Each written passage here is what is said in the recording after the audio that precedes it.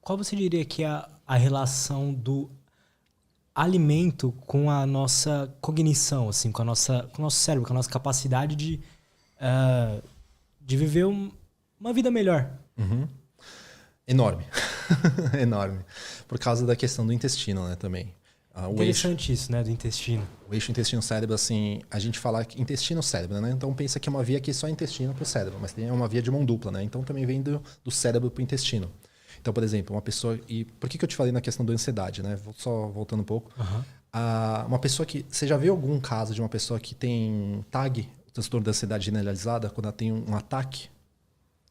Já chegou a ver alguma vez na internet? Sim? Não. A pessoa tem, assim, ela não consegue respirar, Lutz. Parece que a respiração e a frequência cardíaca começam a se perder. Os batimentos cardíacos ficam muito acelerados. Ela começa a ficar em desespero, porque ela não consegue meio que, assim, começa a perder o controle do corpo dela. É como se ela precisasse correr, como eu falei, né? Aquela atividade que precisaria fugir, só que ela não tá fazendo nada, porque tá tendo uma arritmia, às vezes, de um exercício. Só que ela não tá praticando nada, porque ela tá parada. Só que ela começa e aí o cérebro dela tá o quê? Tá chovendo de adrenalina e cortisol, porque tá muito estressado naquele momento. Eu falo, aquela pessoa naquele momento, a última coisa que ela quer é comer. Então a ansiedade foi o que nos fez muitas vezes evoluir para algumas coisas, né? Pelo medo. Mas ela não faz a gente comer. Só que é o estresse que depois daquele evento faz a gente comer para buscar o conforto. A gente come para buscar o conforto daquilo. Entendeu? Entendi. E aí pode ver. Lutz, pensa só. Quando você me falou do treino de LPO. É um treino pesado, é um treino mais intenso, de cargas e tudo mais. Você volta do treino, você não tem uma fome imediata. Na hora que você chega em casa, você já tem fome? Pensa só. Sim, mas também não pode ser pelo horário? Pode acontecer na questão do horário, mas geralmente um treino mais extenuante assim... Por exemplo, no Gil eu sinto mais isso. Não sente fome quando você volta? Eu sinto muita. Porque o Gil é um pouco mais aeróbico, né? E você permanece por mais tempo, né? Quase 2 horas, então é um tempo mais longo. Mas eu digo assim, um treino de intensidade. Já sabe o HIIT, por exemplo? Você começa a fazer o quê? Você aumenta muito sua frequência e baixa. Aumenta, baixa, aumenta, baixa. Depois daquilo, imediatamente depois, você não consegue comer. Entendo. Porque ali a comida vai voltar. Se você colocar a comida para dentro, vai voltar. Então, assim, às vezes até um whey protein vai voltar. Então, essa pessoa precisa esperar um pouco, os órgãos dela precisam relaxar, o cérebro dela precisa ver que ela não está em perigo. Então, vamos lá, agora você pode comer. É igual, Lutz, tenta fazer assim, você faz isso, por exemplo, um treino extenuante desse. Tenta estudar. Não dá, porque é muito estresse naquele momento. Então, você precisa baixar tudo isso para você conseguir voltar e focar de novo, e a mesma coisa da alimentação. Por isso que eu falo, você não come pela ansiedade em si. Você busca conforto depois do evento que foi causado. Entendo. Faz mais sentido? E existem alimentos que Pode ajudar? Podem aumentar ou pode piorar e pode ajudar? Tem sim. O doce seria assim, talvez seria o maior vilão, né, nessa história aí. Eu falo muito do doce por causa do disparo que você vai ter de aumento de glicemia e de insulina, né? E também de dopamina no nosso cérebro, né? Porque não, um doce é mais prazeroso que uma fruta, né? Sim. Assim, vou comer uma maçã ou um bolo. Tá, você come, assim, você tem que pensar para comer. Então você vai falar, bom, eu vou comer então a maçã, porque eu sei que ela vai me trazer mais benefícios, mas mais benefícios a longo prazo. Porque no curto prazo eu quero o bolo mesmo. Sim. Então a gente põe sempre nessa balança. Ali, quando você põe nessa balança, o doce, o que ele vai fazer? Ele vai dar um disparo de dopamina muito mais alto, né? E te gerar muito mais prazer. Na hora que você comer isso daí, beleza. Você vai comer, vai sentir por causa da língua.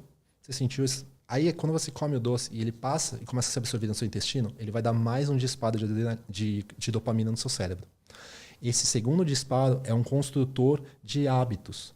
E ali, esse segundo pico faz com que você... Lembra daquela história de quando você come um doce, sempre dá vontade de comer mais doce?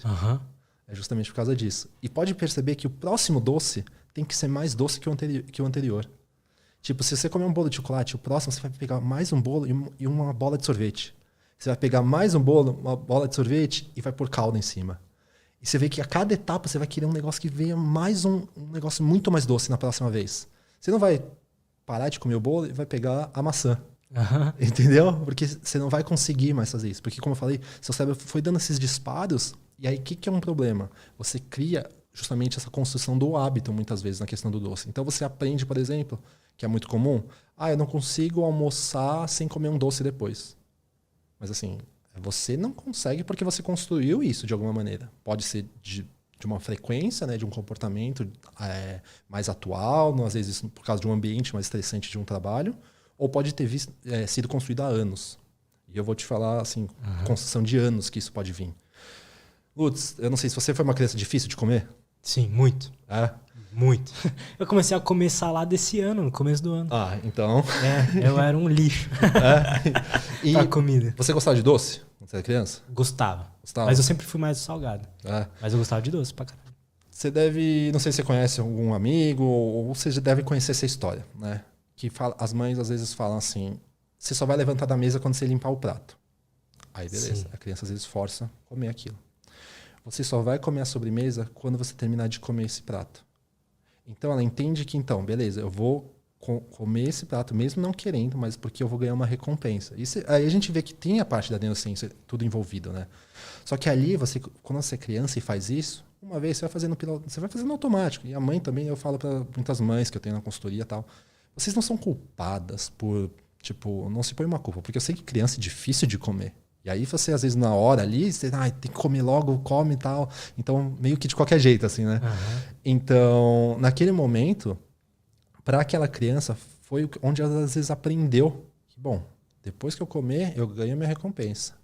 Ali, às vezes, foi o desencadeador de muita coisa. E aí ela sempre vai achando que todo almoço ela vai ter sobremesa. Todo almoço. Sabe quando...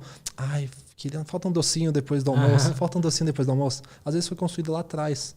Por isso que eu falei que eu pergunto algumas coisas do passado. Como ela era, como ela... às vezes tem traumas da infância, tem bullying, tem outras coisas mais pesadas. Então, tem muita coisa do passado que a gente vai construindo, né? Porque a gente tem uma neuroplasticidade muito maior quando a gente é criança. Então, naquela fase, a gente está aprendendo tudo sobre o mundo. E muitas vezes o nosso mundo é a nossa família. É nossa mãe, nosso pai. A gente observa os comportamentos deles. Por isso que uma criança que, por exemplo... E eu falo muitas vezes para essas mães recentes, né? Uma criança que não vê os pais comendo doce, os pais não comendo verduras, legumes, é uma criança que nunca vai comer. E se um come e o outro não, ela vai falar assim, por que o papai não come? Eu não vou comer. Mas eu como. Eu falo, não, mas o papai não come. Então, você entende? E a criança sempre vai jogar. Ela é muito inteligente nesse quesito. E assim, é justamente por isso que eu falei. Às vezes as coisas foram construídas lá atrás. E aí eu tenho que reensinar, né, essa parte dessa pessoa agora como adulta. Então, às vezes, você vai ter que realmente tirar um doce por um tempo da sua vida. Porque você já está muito... E assim, o pessoal fala, tem vício, não tem? Você deve ter visto, né? Tem vício ou não tem por doce, né? Por açúcar e tal? E fica essa discussão infinita, né? Mas imagina só. Porque se você não tem um vício, mas ele é mais socialmente aceito. Caso você não tenha um controle com a alimentação, ele é mais socialmente aceito do que você usar cocaína, alguma outra droga, certo? Sim. Então, assim... Que também é reconfortante, né? Exatamente. E tá num vínculo de todo mundo comer. Então é o que eu falo muitas vezes que tem duas palavras que eu falo na minha consultoria: controle e treino. Fazer isso é ter controle. Só que você só vai conseguir treinando. Treinando o quê? Repetir a mesma coisa, melhorando aquele comportamento. Você faz isso no Gil. Você treina direto para melhorar. Não é para piorar. Não é para ficar igual. É para melhorar. Sim. Então treino vem disso. Até a pessoa conseguir falar, não, eu tenho realmente o controle de tudo que eu faço, aí ela tem o autocontrole depois disso, que é automático. Que é o quê? Eu como uma fatia de bolo e tô legal. A minha vontade é essa. Tem 8 tipos de doces que ela gosta. Ela vai lá e escolhe exatamente o que ela tá com vontade. Ela fala, tô com vontade daquilo. Até poderia comer os outros, mas eu sei que vai ter outro momento da minha vida que eu posso comer e não precisa ser hoje, não precisa me matar de comer.